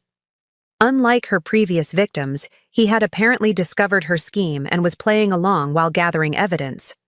But how had he figured it out? And how long could he maintain the deception before she realized something was wrong? The laptop from the storage unit arrived that afternoon. I powered it on, relieved to find it wasn't password protected. Tony had clearly intended for it to be found and accessed. The contents were meticulously organized, folders labeled by client name, each containing documentation of suspicious transactions. There were also records of Sheila's communications with unknown partners, forwarded emails, and financial projections showing expected yields from various targets. Tony had been building a case, documenting everything. But the most disturbing folder was labeled Network. Inside were profiles of at least a dozen individuals at various law firms, financial institutions, and wealth management companies across the country. Was this Elena's network? People working with her to identify and target wealthy victims? Among the names was John Williams, a partner at Tony's firm. The very man who had assigned Tony to the Harrington estate, the complex international holdings that had likely given Tony access to the information that exposed the scheme. If Williams was involved, the conspiracy was larger and more dangerous than I had imagined. It wasn't just Elena targeting victims. It was an organized operation with insiders strategically placed to identify wealthy clients and facilitate the theft of their assets. No wonder Tony hadn't gone to his firm with his discoveries. He couldn't be sure who to trust. As night fell, I prepared for the next day's meeting at the bank. I had no idea if Tony would appear alone as requested, or if Elena would insist on accompanying him. I had to be ready for either scenario. My phone buzzed with a text from an unknown number. Package received. Significant evidence of criminal network. FBI contact interested. Awaiting your signal. C. Claudette had taken the evidence to her FBI contact. That was good. We needed official resources for something this big. But timing was crucial. Move too soon, and Tony could be in danger. Wait too long, and Elena might realize her operation was compromised. Everything hinged on tomorrow's meeting at the bank. I needed to warn Tony, to let him know he wasn't alone in this dangerous game. But I also needed to ensure Elena didn't suspect anything until we had enough evidence to arrest her and dismantle her network. I set my alarm for 6 a.m., wanting to arrive at the bank early to coordinate with Marcus and secure a vantage point. As I tried to sleep, my mind kept returning to Tony's message in the account. Love you, always have. Had I been wrong about our marriage too? Had I misinterpreted his distance, his changing behavior over the past months? Was it all part of his effort to protect me and others from a dangerous criminal? Tomorrow would bring answers, one way or another. I just hoped it wouldn't also bring tragedy. I arrived at United Cayman Bank at 7:30 a.m., well before the 9 a.m. appointment Marcus had arranged for Tony. The bank wouldn't open to the public until 8 a.m., but Marcus had agreed to meet me early to finalize our strategy. Mr. Blackwood is scheduled for 9 a.m., he confirmed as we sat in his office. The pretext is a verification issue with the recent large deposit. And you've arranged for the meeting to take place here? I asked, gesturing to his office with, It's private entrance from the back hallway. Yes, it's standard procedure for sensitive account matters. I nodded. I need to be present, but not immediately visible. I want to gauge his situation before revealing myself. Marcus indicated a small adjoining room used for document storage. You could wait in there. There's a one-way glass panel, originally installed so managers could observe client meetings for training purposes. It wasn't ideal, but it would serve our purpose. I could see and hear Tony without being seen, assess whether he was alone, and determine if it was safe to approach him. What about security? I asked. If Elena comes with him and things escalate? We have security personnel on staff, and I've alerted our head of security about a potential situation, without specifics. They're ready to respond if needed. I checked my watch, 7:45 a.m. I need to get in position before the bank opens. If Elena is monitoring Tony's movements, she might send someone to scout the location in advance. Marcus nodded and led me to the storage room. It was small and cramped, filled with filing cabinets, but the one-way glass provided a clear view of his office. He gave me a small earpiece. So you can hear everything. I'll try to get as much information as possible about his situation. Thank you, Marcus. I know this is beyond your normal duties. He gave me a somber look. Financial crimes hurt real people, Detective Matthews. If what you've told me about this operation is true, I'm glad to help stop it. As he left, I settled into the cramped space, checking my phone one last time. A text from Claudette. FBI moving on Williams at the firm today. Assets frozen.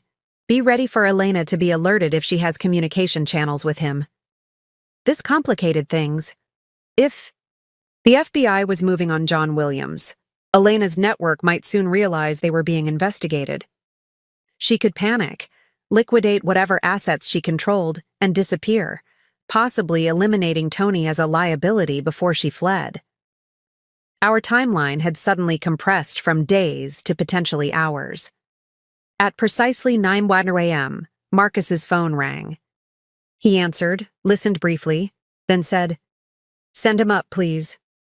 My heart raced as I positioned myself for a clear view through the one-way glass. Would Tony be alone? Would I finally understand what had really been happening these past months? The door opened, and Tony entered. Alone. He looked tired, with dark circles under his eyes, but otherwise exactly as I remembered him. He wore the same linen suit I'd seen at the restaurant, but in the harsh office lighting, I could see the strain in his expression. "Mr. Blackwood, thank you for coming," Marcus greeted him formally. "Please have a seat." Tony sat, his posture tense. "I understand there's an issue with my account?" "Yes. A verification matter regarding the recent large deposit. Standard procedure for transactions of that size." Tony nodded, though I could see a flicker of confusion in his eyes. "What do you need from me?" "First, I need to verify your identity." Marcus slid a form across the desk. "And then we need to discuss the source of the funds." As Tony pulled out his ID, he glanced around the office nervously. "How long will this take? I have plans this morning." "That depends on how quickly we can resolve the verification issue." Marcus looked at Tony's ID, then asked, "This recent deposit of $27,832.16, can you confirm the source?" Tony hesitated. "It's from a business associate for a joint investment opportunity." "I see. And the previous transfers from your U.S. account?" "Personal funds, retirement savings." Marcus made a note. "Mr. Blackwood, I should inform you that certain transaction patterns can trigger regulatory reviews. International transfers of this nature sometimes indicate—" "Is there a problem with my account?" Tony interrupted, his voice tight with stress. "Because if not, I really need to get back to my hotel. Actually, there is one other matter," Marcus said carefully. "We received a security alert about potential unauthorized access to your account yesterday." Tony's expression changed instantly from stress to alarm. "Unauthorized access? Was money taken?" "No, but someone used the recovery password to gain entry to the account interface." I could see the exact moment Tony realized what this meant. His eyes widened slightly, his posture shifting from tension to alert attention. "The recovery password," he repeated slowly. "And was there any unusual activity after this access was granted?" "Only a review of transaction history and account notes." Tony's shoulders relaxed slightly, almost imperceptibly unless you knew him well. "Which I did." "I see," he said, his voice now carefully controlled. "And do you know who accessed the account?" Marcus looked directly at Tony. "I believe you already know the answer to that question, Mr. Blackwood." There was a long moment of silence. Tony's eyes darted around the room as if looking for hidden observers. Then he leaned forward, lowering his voice. Is she here? Marcus nodded slightly toward the one-way glass. That was my cue. I pushed open the connecting door and stepped into the office. Hello, Tony. He stood immediately, his expression a complex mixture of relief, fear, and something else. Hope, perhaps. Daya. My name came out as a whisper. You found it, the message. I found everything, Tony. The offshore account, the storage unit, the laptop with all your evidence against Elena Vasquez and her network. His eyes widened. You have the laptop? It's safe? I nodded. And copied. Claudette has already shared the evidence with the FBI. They're moving on John Williams at the firm today. Williams, Tony hissed.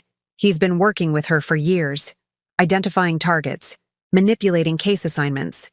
He took a step toward me, then stopped, uncertainly hanging in the air between us. Daya, I know how this looks. I know what you must have thought when you saw the money was gone. But I had to. I know why you did it, I interrupted. You discovered Elena's operation and realized she was dangerous. You couldn't risk contacting me directly in case she was watching. So you played along while gathering evidence and securing our money. The relief on his face was immediate and profound. Yes, exactly. I discovered irregularities in the Harrington accounts 2 months ago. When I started investigating, I found a pattern that led back to Sheila, Elena, and Williams. Then I realized how deep it went, how many people were involved. I couldn't go to the firm, couldn't trust anyone there. So you pretended to fall for her scheme, I said. Became her willing accomplice while documenting everything. It was the only way to gather enough evidence to bring down the entire network. Not just Elena, but I never touched a penny of our money. It's all still there. I just needed it somewhere she couldn't access it if something went wrong. Marcus cleared his throat. I don't mean to interrupt this reunion, but we should discuss next steps. If Ms. Vasquez realizes Mr. Blackwood is here alone. Tony's expression darkened. She's dangerous, Daya. More than you know. When she thinks someone has betrayed her, she doesn't just run, she eliminates loose ends. That's why I couldn't tell you. I couldn't risk her suspecting anything and coming after you. We need to get you to safety, I said. The FBI is involved now. They can provide protection while they dismantle the network. Tony shook his head. It's not that simple. Elena has the hotel room bugged. She monitors my phone, my movements. She gave me exactly 30 minutes for this meeting. If I'm not back on time, or if I contact anyone she hasn't approved. He didn't finish the sentence. He didn't need to. Then we need to move quickly, I said. Do you have any evidence on you? Anything that could help build the case against her? Only what's in my head. She's careful. No paper trail, no digital footprint she can't erase. That's why I had to document everything separately, keep the laptop hidden. I thought quickly. The FBI will need your testimony, but first we need to get you away from her safely. If she's as dangerous as your research suggests. My phone rang, interrupting us. Claudette. I need to take this, I said, stepping away slightly. Claudette? What's happening? Williams is in custody, but he's not talking. And there's a problem. We think Elena has been alerted. Her known associates are showing signs of going dark, accounts being emptied, phones going offline. My stomach dropped. How long do we have? Minutes, maybe. If she has a contingency plan, she's activating it now. I turned back to Tony and Marcus. We're out of time. Elena knows something's wrong. The network is going dark. The color drained from Tony's face. I need to get back, now. If I'm not there when she realizes what's happening, you can't go back, I said firmly. It's too dangerous. I have to. My absence would confirm her suspicions immediately. If I'm there, I might be able to convince her I know nothing about the FBI action. Buy us some time. No, it's too risky. Tony gripped my shoulders, his eyes intense. Daya, listen to me. I've been playing this role for months. I can maintain it a little longer, just until the FBI can move on her directly. Marcus interjected. Perhaps we should contact local authorities. The Royal Cayman Police could— No, Tony said sharply. Elena has contacts in local law enforcement. That's how she's operated undiscovered for so long. We can't risk alerting them until the FBI has coordinated a proper operation. I knew he was right, but the thought of sending him back to Elena made my blood run cold. There has to be another way. There isn't. Not if we want to catch her and her entire network. He checked his watch. I have 10 minutes to get back to the hotel. If I'm late, she'll know something's wrong. I made a quick decision. Take my phone. It's a secure department line, untraceable. Keep it hidden. If things escalate, if you feel threatened in any way, call me. She searches me when I return from meetings alone. She'll find it. Then we need something she won't search. I thought for a moment, then reached for my necklace, a small silver pendant Tony had given me years ago. I pressed a hidden catch, revealing a tiny compartment. It's not much, but it's something. If you need help, press this 3 times quickly. It will send an emergency signal to my backup phone. It wasn't standard police equipment. It was something we'd bought years ago during a phase when we both enjoyed spy movies and gadgets. A novelty item that might now save his life. Tony took the pendant, his fingers brushing mine. I've missed you, he said quietly. Every day, every moment of this deception. Knowing you thought I'd betrayed you, it was the hardest part. Go, I said, my throat tight with emotion. Be careful. The FBI will move as quickly as they can. Nodded, slipping the pendant into his pocket. At the door, he paused. Daya, in case something goes wrong, I need you to know I never stopped loving you. Not for a single moment. And then he was gone, hurrying back to a deadly woman who believed he was her willing accomplice. I stood frozen, torn between letting him go and running after him. Marcus spoke softly behind me. What now, detective?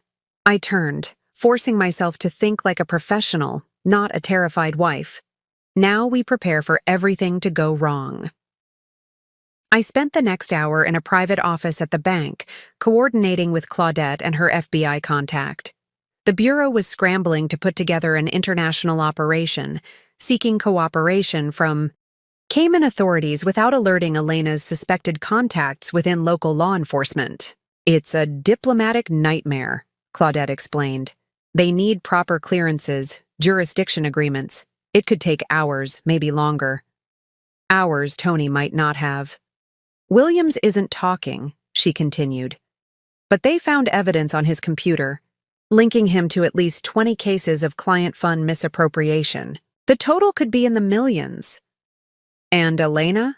Any movement on her end? Nothing concrete yet. Her known associates are going dark, but we have no visual confirmation of her activities in Grand Cayman.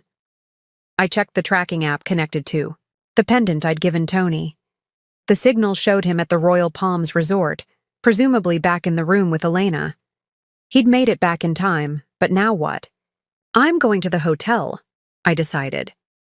I need to be close if something happens. Daya, that's too risky. If she spots you, I'll be careful. But I'm not sitting in this office while Tony's life is in danger. I ended the call and turned to Marcus, who had been quietly supportive throughout the morning. Thank you for everything. If Tony returns to the bank for any reason, I'll contact you immediately, he promised.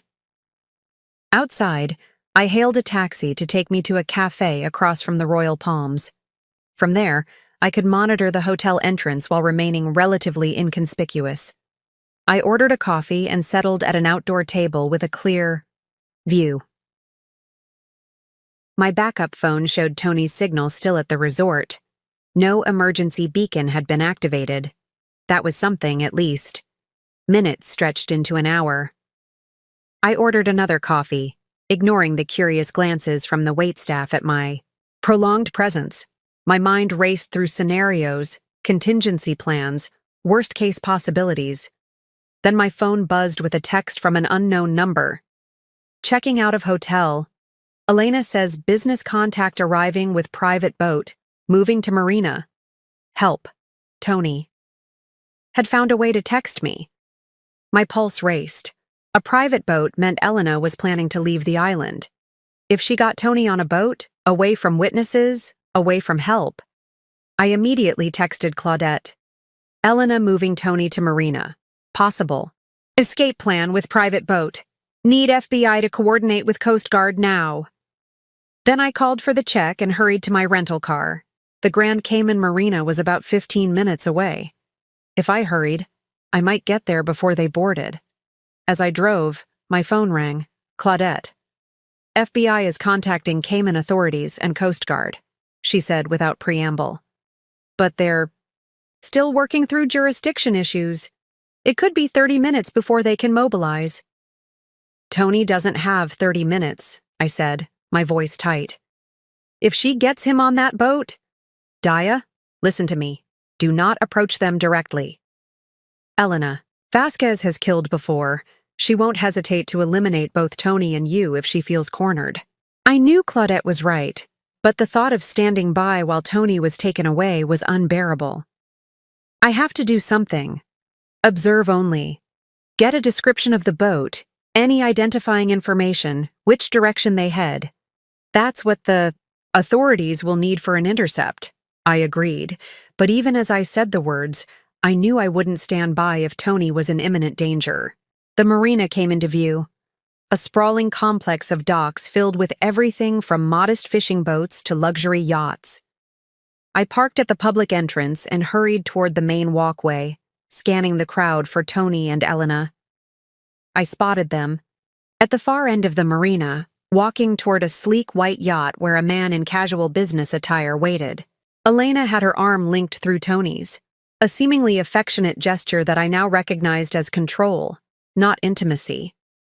Tony's posture was stiff, his movements mechanical.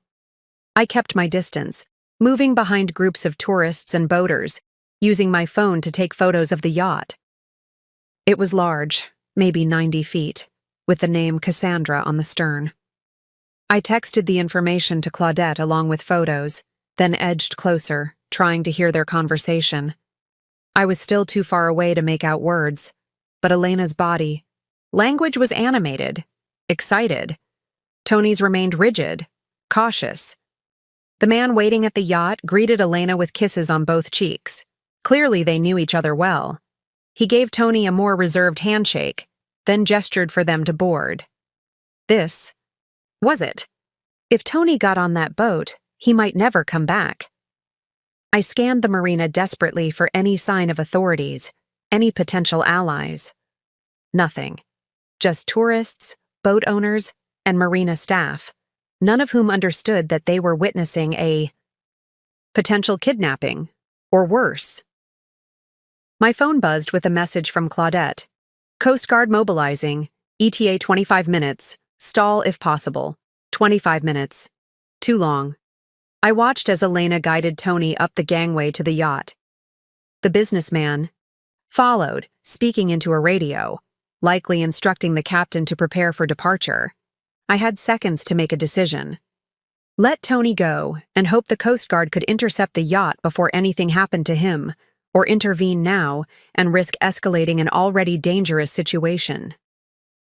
In that moment, Tony glanced back toward the marina. A quick, furtive look. His eyes scanned the crowd, and for a brief moment, they locked with mine. He gave an almost imperceptible shake of his head. A warning. Stay back. Then he reached up and adjusted his collar, his fingers briefly touching the pendant I'd given him. 3 quick taps, the emergency signal activated on my phone.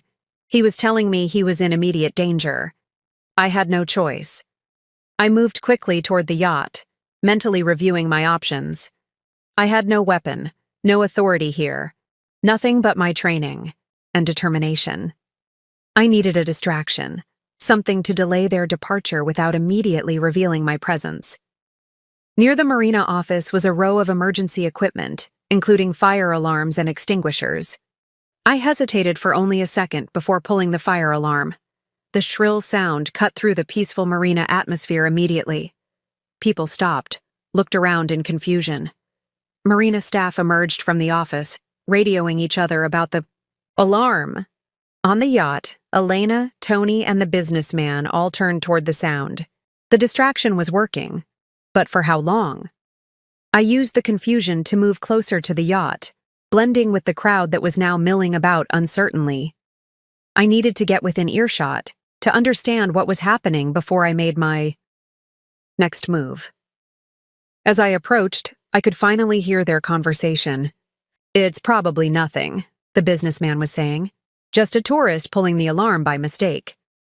"We should leave now," Elena insisted, her accent more pronounced than when I'd observed her at the resort. "The transfer is ready. Roberto has the accounts prepared." "The harbor master won't let us leave during a fire alarm," the man replied. "Protocol. We have to wait for the all clear." Elena turned to Tony, her expression hardening. "Did you do this?" Tony looked genuinely confused. "Do what? Pull a fire alarm from on board a yacht?" She studied his face, then seemed to accept his answer. "We can't wait long. If Williams has been compromised—" "Williams is fine," Tony assured. Her, though I knew he was lying. "I spoke with him this morning before my bank meeting. Everything is proceeding as planned."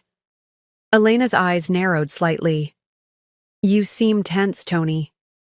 "I'm just eager to get moving. The sooner we're away from here, the better."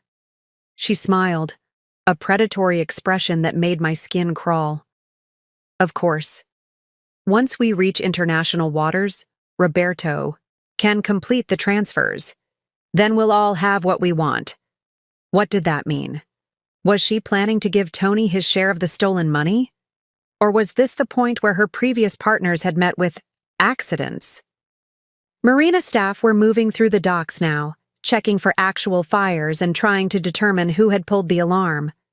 I knew it wouldn't be long before they reset the system and gave the all clear.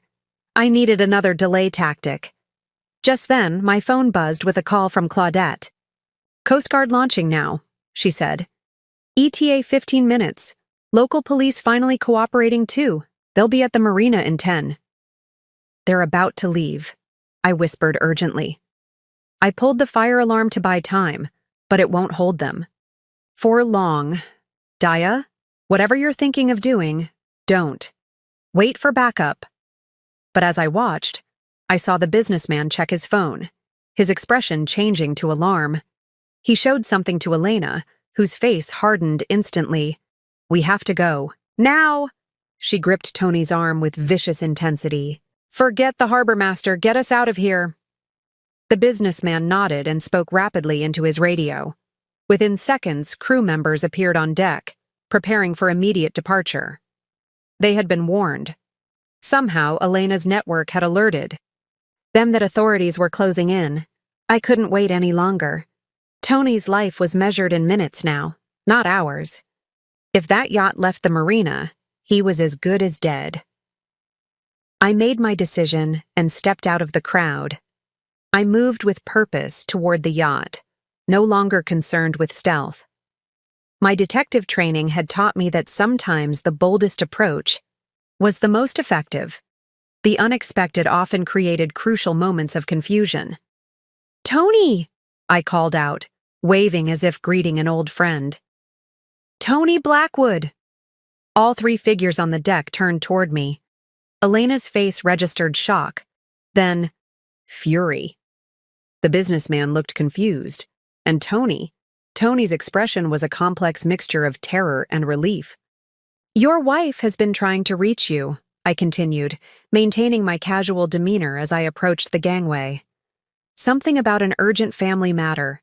Elena's hand tightened on Tony's arm. "Who is this?" she demanded, though I could see in her eyes that she already knew. Tony recovered quickly, professional instincts taking over. "A colleague from the firm," he said smoothly. "Daya Matthews. She handles some of our criminal defense cases." I flashed a bright smile, extending my hand toward Elena as I stepped onto the gangway. You must be Sheila. Tony's mentioned you. I'm in Grand Cayman for a conference and spotted Tony by chance. What a small world. Elena didn't take my offered hand. Her eyes had turned calculating, assessing the threat I posed. We're about to depart, she said coldly. I'm afraid Tony doesn't have time to chat.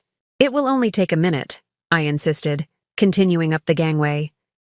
Family emergency and all that. The businessman stepped forward, blocking my path. This is a private vessel, Ms. Matthews. You're not authorized to board. I met his gaze steadily. And you are? John Reynolds, he replied, the lie evident in his slight hesitation. The owner of this yacht. Interesting, I said, pulling out my phone. Because according to maritime registration records, the Cassandra is owned by a shell company registered in Panama, which traces back to a holding company in the British Virgin Islands. I was bluffing, but the flash of uncertainty in his eyes told me I'd hit close to the mark. Elena stepped forward, her demeanor shifting from cautious to threatening. I don't know who you really are or what you want, but you need to leave. Now. Actually, I said, reaching into my pocket and pulling out my detective badge. I'm Detective Dea Matthews, Westlake Police Department, and I have some questions about an offshore account containing stolen funds. Tony's eyes widened in alarm. This wasn't the approach we had planned. But I needed to create confusion, to disrupt their dynamics long enough for backup to arrive. Elena's expression hardened. You have no jurisdiction here, Detective. True, I acknowledged. But the FBI does have jurisdiction over international financial crimes involving U.S. citizens and institutions. They're very interested in you, Elena Vasquez. That name, her real name, hit like a physical blow. Elena flinched, then recovered, her hand moving subtly toward her handbag. Tony, I said calmly. Step away from her. Elena laughed, a cold sound with no humor. He won't. Tell her, Tony. Tell your wife who... You really are. What you've really been doing. Tony's face was pale, but his voice remained steady. Daya already knows everything, Elena. About Williams, about the client accounts, about your entire operation. It's over. For a moment, Elena looked genuinely surprised. Then her expression transformed into something truly frightening, rage, mixed with a cold calculation. You've been playing me, she said softly. For how long? Since the Morgan account, Tony admitted. The numbers didn't add up. I traced the discrepancies and found a pattern going back years. You, Williams, Roberto here. He nodded toward the businessman, all working together to identify wealthy clients and siphon off their funds. Roberto moved suddenly, reaching inside his jacket. I tensed, preparing for a weapon, but instead, he pulled out a phone. We need to go now. I'm calling the captain. No one is going anywhere, I said firmly. The authorities are on their way. Coast Guard, local police, there's no escape by sea. Elena's hand was definitely in her handbag now. I kept my eyes on her, acutely aware that she was likely armed, and increasingly desperate. You should have stayed out of this, Detective, she said, her voice eerily calm. You had no idea what you were walking into. Actually, I knew exactly what I was walking into, I countered. Tony left a message for me in the offshore account, along with extensive documentation of your entire operation. Even if you somehow got away today, the evidence is already with the FBI. Tony took advantage of Elena's momentary shock to step away from her, moving closer to me. It's true, Elena. Everything's been documented. The client accounts, the transfer, patterns, your previous identities, Sheila Moreno, Ana Diaz, Carmen Fuentes, all the same person, all with the same pattern of stealing and disappearing, sometimes leaving dead partners behind. Elena pulled her hand from her handbag, now holding a small pistol. Back up, she ordered, pointing it at both of us. Both of you, against the railing. We complied slowly.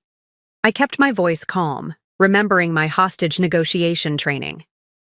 Think about what you're doing, Elena. The marina is full of witnesses. That alarm brought everyone's attention this way. You shoot, you'll never make it off this island. Shut up, she snapped, turning to Roberto. Get the engine started, now. As Roberto moved toward the yacht's control panel, I heard sirens in the distance, police approaching the marina. Elena heard them too, her expression flickering with uncertainty. You can still walk away from this, I said carefully. Surrender now. Cooperate with the authorities. Help them dismantle the rest of the network. It will go better for you. She laughed bitterly. You think I don't know how this works? I'm not going to prison. The yacht's engines rumbled to life. Roberto called out, 2 minutes and we're clear. Elena kept the gun trained on us as she backed toward the control area.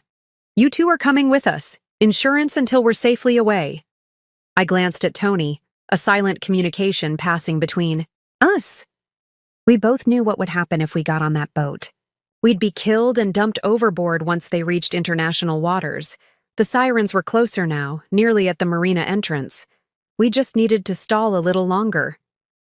The helicopter, Tony said suddenly. Elena frowned.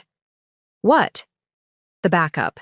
Plan, Tony continued, his voice urgent. The helicopter on standby at the private airfield.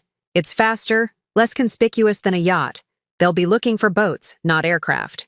I felt a momentary flash of panic. Was Tony actually helping her escape? Then I caught his subtle glance toward the marina entrance. He was buying time, creating confusion. Elena hesitated, clearly weighing her options. Roberto? The helicopter? Roberto looked uncertain. It's fueled and ready, but no buts. Change of plans. She gestured with the gun.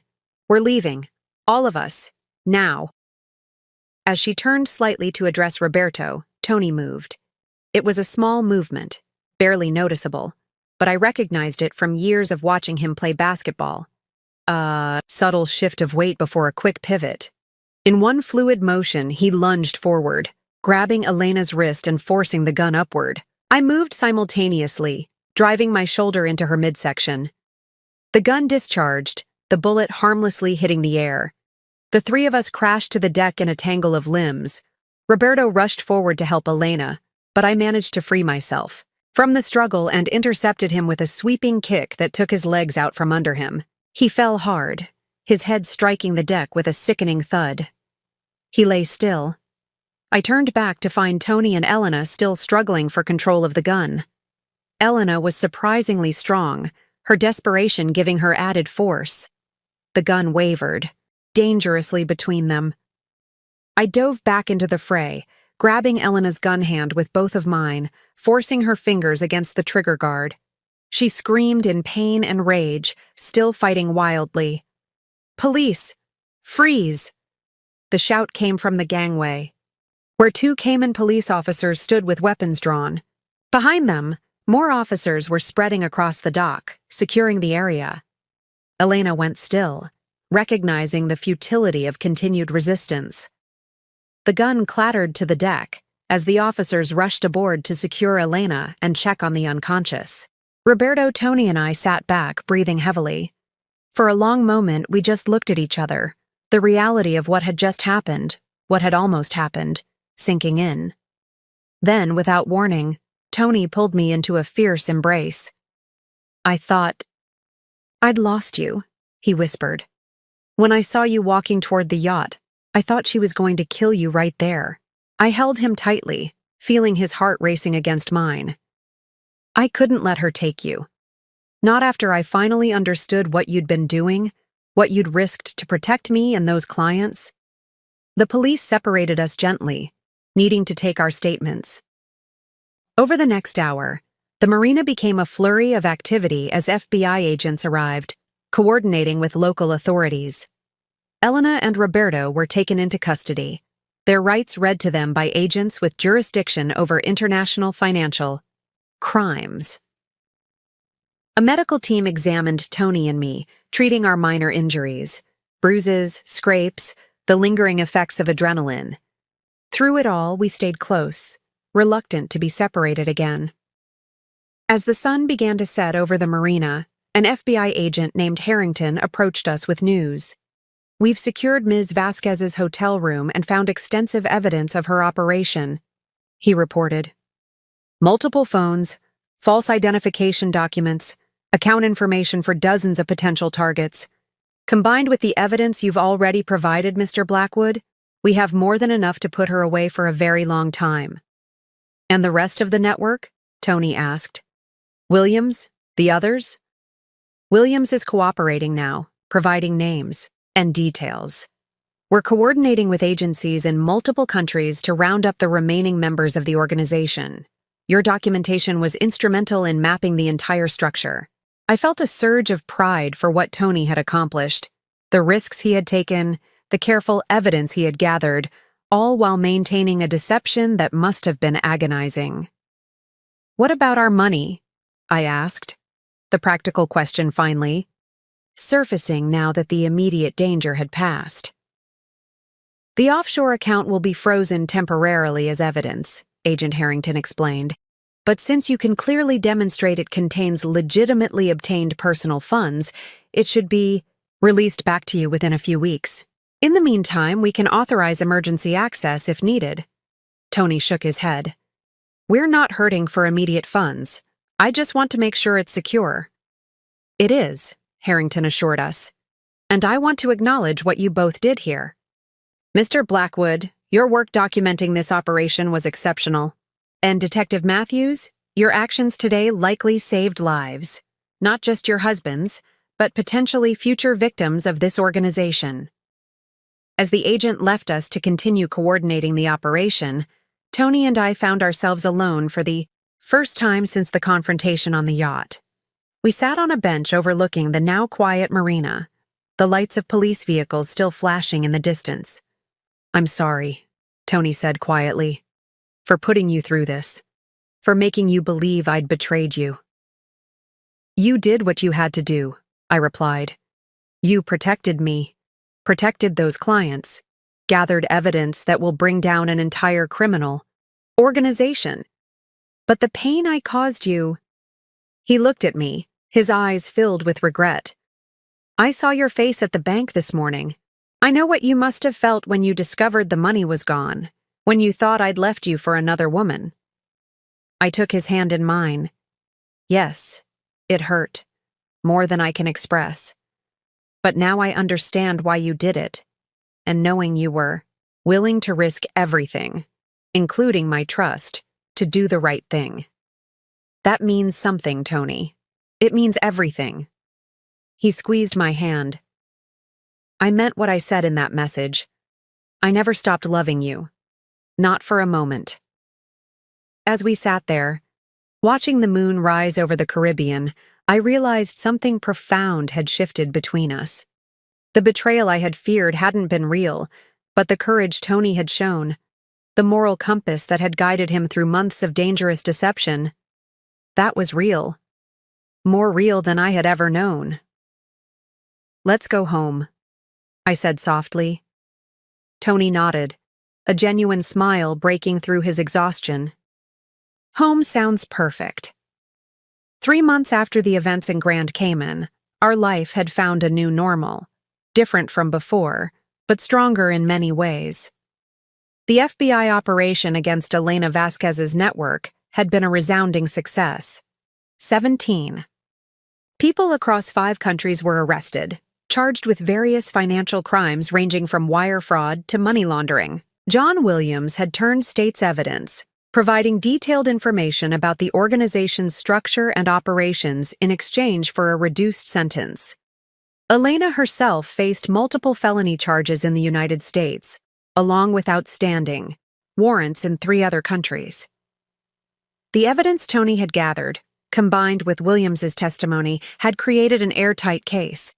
She would likely spend decades in prison. Our money had been released from the offshore account after 6 weeks, just as Agent Harrington had promised. We transferred it back to a domestic account, a joint account that we now monitored together. Tony had insisted on complete financial transparency moving forward, a change I welcomed. His law firm had undergone significant restructuring in the wake of the scandal. Several partners had been implicated in the scheme, leaving the remaining leadership scrambling to salvage the firm's reputation. Tony had been offered a senior position in the reorganized structure, a recognition of his integrity in uncovering the fraud, but he had declined. "I need a fresh start," he told me. "Somewhere I can practice law without the shadow of what happened." I understood completely. My own return to the police department had been complicated. On one hand, I was praised for my role in uncovering an international financial crime network. On the other, I had clearly bent rules and protocols in my pursuit of justice. Lieutenant Reeves had been supportive but clear. "You did what you had to do in an extraordinary situation," he said during my review. "But let's not make a habit of unauthorized international investigations, shall we?" It was a fair assessment. I had acted as a wife first, detective second. I couldn't regret the outcome, but I recognized the professional lines I had crossed. Today, Tony and I were meeting with a realtor to look at office space downtown. After weeks of discussion, we had made a decision that felt right for both of us. Tony would open his own practice, focusing on helping victims of financial fraud navigate the complex legal aftermath of such crimes. His first-hand experience with Alina's network had given him unique insight into how these operations worked and how to help people recover. "What do you think?" Tony asked, gesturing around the bright corner office with large windows overlooking the city park. "I like it," I said honestly. "It feels hopeful." The realtor smiled. "I'll give you two a moment to discuss," she said, stepping out into the hallway. Tony came to stand beside me at the window. "Are you sure about this? It's a big investment." I nodded. "I'm sure. You'll be helping people who really need it. After what we went through, I can't think of anything more meaningful." He took my hand, a gesture that had become more frequent since our return from Grand Cayman. The experience had changed us both, making us more demonstrative, more vocal about our feelings. Near-death experiences had a way of clarifying priorities. "What about you?" he asked. "Any more thoughts about Lieutenant Reeves's offer?" The department had approached me about heading a new financial crimes task force, collaborating directly with the FBI and other agencies. It was a promotion, a recognition of the skills I'd demonstrated during the Vasquez case. "I'm leaning toward yes," I admitted. "It feels like the right direction, using what we went through to help others, just like you'll be doing with your practice." Tony smiled. "We make a good team. Always have." "Even when we're on opposite sides of the world, apparently," I teased, though the memory of those painful days still carried an edge. His expression grew serious. "I never want to be on the opposite side from you again, Daya. Not even to protect you. These past months have taught me that we're stronger together than apart, even in the most dangerous situations." I leaned against him, feeling the solid warmth of his presence. "I've been thinking a lot about trust lately. How I trusted you completely for 15 years, then believed the worst when the evidence seemed overwhelming. Anyone would have believed what you did, given the circumstances." Tony said gently. "Maybe. But I'm a detective. I'm supposed to look deeper, to question surface appearances." I turned to face him fully. "I keep coming back to the message you left in that account. Love you. Always have. Even in the midst of this elaborate deception, facing incredible danger, you made sure to leave me that truth." Tony's eyes softened. It was the most important part of the message. All the details. About Elena's network, the client accounts, the evidence. That was necessary information. But love you. Always have. That was the essential truth I needed you to know, in case you didn't make it," I finished when he couldn't. He nodded. "I couldn't bear the thought of dying with you believing I had betrayed you. That I had stopped loving you." I thought about the offshore account that had initially seemed like the ultimate betrayal, but had actually been Tony's way of protecting our future. The account itself was a message, wasn't it? Not just the notes you left there, but the fact that you secured our money where only I could find it if something happened to you. Yes. I knew if I disappeared, you'd eventually trace the money. You're too good a detective not to. And when you found it, you'd discover the truth. I just wish you could have trusted me from the beginning, I said quietly. Tony sighed. I wanted to, every day, every moment. But Elena was watching constantly. The one time I tried to leave you a clue, that night I mentioned the Harrington case at dinner, trying to draw your attention to irregularities there. She showed up at our house unannounced an hour later, said she was in the neighborhood. I realized then she was monitoring everything, maybe even had our home bugged. Remembered that evening vaguely. Tony had been unusually talkative about a case, which was rare given client confidentiality. At the time, I'd been distracted by my own case and hadn't fully engaged with the conversation. A missed opportunity that might have changed everything. We can't change the past, I said, pushing away the regret. But we can learn from it. What? Have you learned? He asked, genuinely curious. I thought for a moment. That appearances can be deceiving, something I knew intellectually as a detective but had to learn emotionally as a wife. That sometimes the greatest act of love looks like betrayal on the surface. And that communication is essential, even when it seems impossible. Tony nodded. I've learned that too. Along with the knowledge that secrets, even well-intentioned, ones can cause immense pain. I never want to keep anything from you again, Daya. Not to protect you, not for any reason. Even if I tell you that your mother called this morning and invited herself to stay with us for 2 weeks? I asked with a hint of mischief. He laughed, the sound warm and genuine. Even then, no more secrets big or small. The realtor knocked. Gently before re-entering the office. Have you decided? Tony looked at me and I nodded. We'll take it, he said. As we finished the paperwork and headed back to our car, a sense of rightness settled over me. The past few months had been a crucible, testing our marriage in ways I could never have imagined. We had emerged changed, but intact, with a deeper understanding of each other and of the power of trust. That evening, we sat on our back porch, watching the sunset with glasses of wine, a simple pleasure that now felt like a luxury after everything we'd experienced. I got the final report from the FBI today, Tony said. They've recovered almost 80% of the stolen client funds. The rest is still being traced through various offshore accounts, but they're confident they'll find most of it. That's good news, I replied. Those people deserve to get their money back. It made me think about our money, Tony continued. How close we came to losing everything we'd worked for.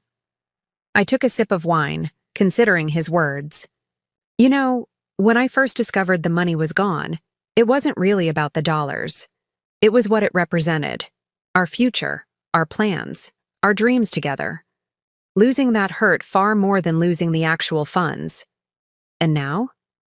Now I know that our future isn't in a bank account. It's in what we build together, what we choose to do with each day we have. I looked at him. This man I had almost lost, whom I had mistakenly believed had betrayed me in the most painful way possible. I would rather have you and no savings than all the money in the world without you. Tony reached for my hand. I felt the same way in Grand Cayman. When Elena was planning our escape on that yacht, all I could think about was finding a way to warn you, to make sure you knew the truth. The money meant nothing compared to that.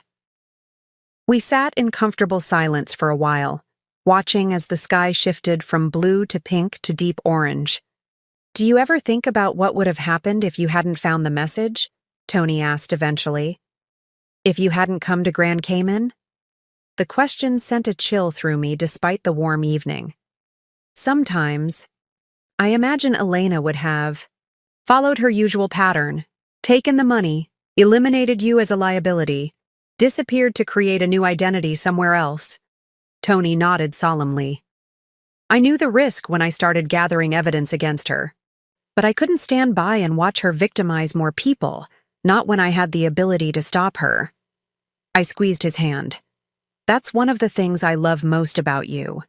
Your moral compass has always pointed true north, even when the path is dangerous. As has yours, he replied. Not many people would have done what you did, following the evidence even when it was leading to a painful truth, then risking everything to save the person you thought had betrayed you. I'm a detective, I said simply. Finding the truth is what I do. And I'm a lawyer who actually believes in justice, Tony added with a small smile. Maybe we were always destined for this moment, using our skills together to stop something truly wrong. As darkness fell, we moved inside, closing the door on the deepening night. Our home felt different now, more precious, more secure. We had almost lost everything, but instead had found something stronger. The offshore account that had initially seemed like the ultimate betrayal had contained not just our financial security, but a message of love and truth that had saved both of us. In the end, what looked like our greatest weakness, our complete trust in each other, had proven to be our greatest strength. Life would never return to exactly what it had been before. We had both seen too much, experienced too much, changed, too fundamentally. But the new life we were building felt richer, more authentic, grounded in a shared understanding that had been tested in the harshest possible way. No more secrets, I whispered as we prepared for bed that night. No more secrets. Tony agreed, pulling me close. Just truth, whatever it costs. That night, I slept better than I had in months, secure in the knowledge that sometimes what looks like betrayal on the surface conceals the deepest kind of love underneath. And that message, hidden in an offshore account that once represented my greatest pain, was now the foundation of our renewed life together. Up next, you've got 2 more standout stories right on your screen. If this one hit the mark, you won't want to pass these up. Just click and check them out. And don't forget to subscribe and turn on the notification bell so you don't miss any upload from us.